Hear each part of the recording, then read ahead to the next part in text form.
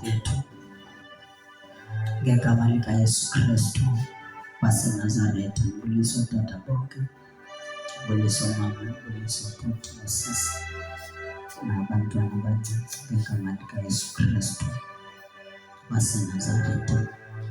Amen. Haleluya. Haleluya. Nje kwenziba. Kwenza uYesu. Nje kwenziba. Kwenza uYesu. Kwenza uYesu. Uphi yena? Sesu. Kwenzani lapho? Lidibandla lakhe. Amen. Haleluya. Ndiyabulisa ngabathandekayo kakhulu egameni likaYesu. Uthe bangaba kunesitulo esiphambi kwakho esi-empty, vele hlale nje kuso egameni likaKristu Yesu. Bangaba khona isitulo esiphambi kwakho esingenamuntu, cela nje usondele eduzane uhlale kuso ngegama likaYesu waseNazaretha. Thina besikade sihlele ezonweni, esingabazi ubuhle bezulu lakhe, esikade siphile ezonweni, esingabazi ubuhle bezulu lakhe, esingabazi ubuhle bezulu lakhe, esingabazi ubuhle bezulu lakhe, esingabazi esikade siphile ezonweni, esingabazi ubuhle bezulu lakhe, esingabazi ubuhle esingabazi ubuhle bezulu lakhe, esingabazi ubuhle esingabazi ubuhle bezulu lakhe, esingabazi esikade siphile ezonweni, sasingabazi ubuhle bezulu lakhe, esingabazi sihlele ezonweni, sasingabazi ubuhle bezulu lakhe, sasingabazi ubuhle. Haleluya. Amen. Isilisiwe ngabathandekayo, ndiyakholwa izono zam zaxolelwa ngegama likaYesu. Amen. Cela ke sijonge kwincwadi kaJohane chapter 14. Ncwadi kaJohane chapter 14. Yohane chapter 14. Sizofunda verse number 15, 16, 17, then siphele ku-18 egameni likaYesu waseNazaretha. Sedlule ezintweni ezinzima,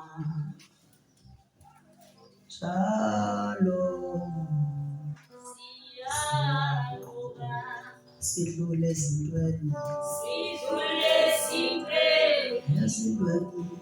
Ezinzima, siyanqoba,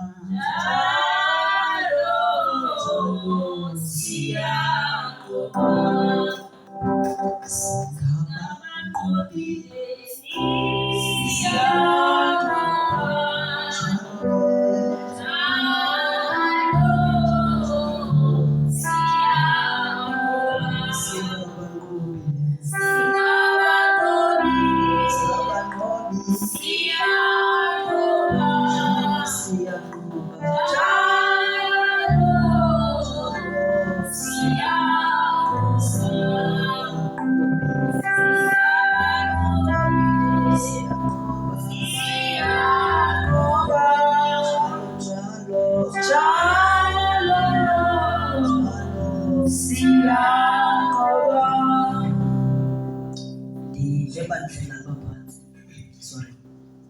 kugcwala enhliziyweni yam into ethi eziba sikweli xesha noba sikolusuku abantu phandle besithi baselebreyithela ukhisimusi.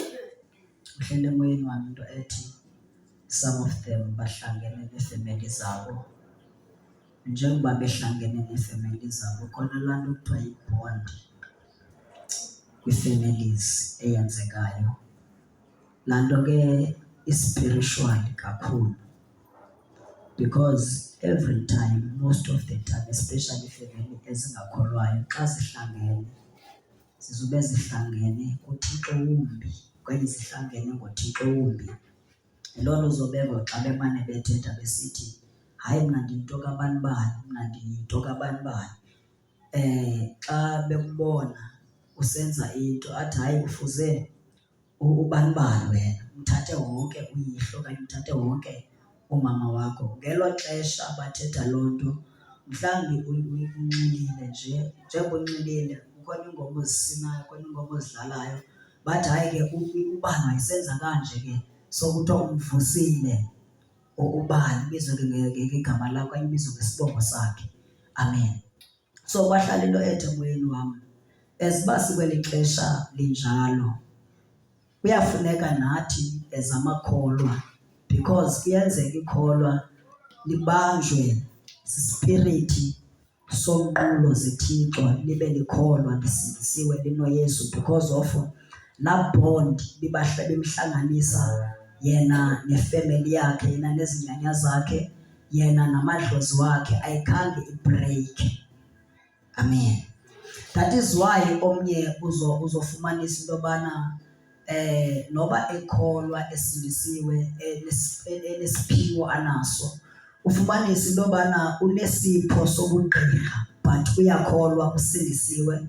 Uyaprofeta but akaprofethi ngomoya kaKrestu, uprofeta ngomoya wobugqirha. Yebo kona uyayenza into ayenzayo but akasayenzi ngomoya kaKrestu, kune-spirit behind loo nto leyo. Thina sithi hayi lo mntu lona mhlawumbi wancedeka lwakhululeka and abe profethi kube yiyo.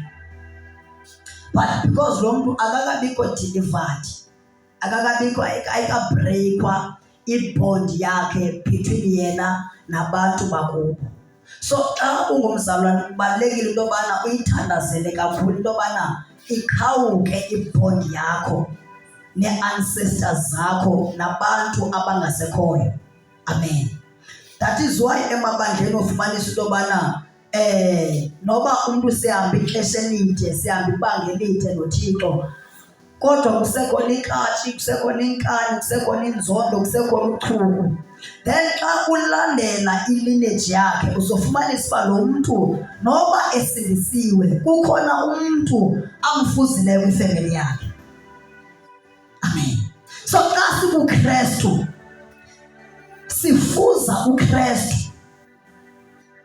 zonke izinto ifemeli yethu ibinazo once esangena kuKrestu kumele ibhondi yethu nayo ikhawuke.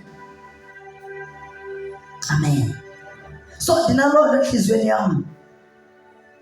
Omnye athi sehamba ibanga elide noThixo because of engakhange ibreak ibond, noba ingakhange ibreake ilineage yakhe nefemeli yakhe, abethwe yinto eyayibethe utamkhulu wakhe, abethe yinto eyayibethe umakhulu wakhe, abe ekholwa elikholwa elivuthayo elithandaza kwehla uThixo, but lo mntu abe ngekabikho delivered kwicala lefemeli yakhe. Amen. So yabona xa ungakabikho delivered, ungakahlambuleki ukholo, uhlupha sowuphakathi endlini kaThixo.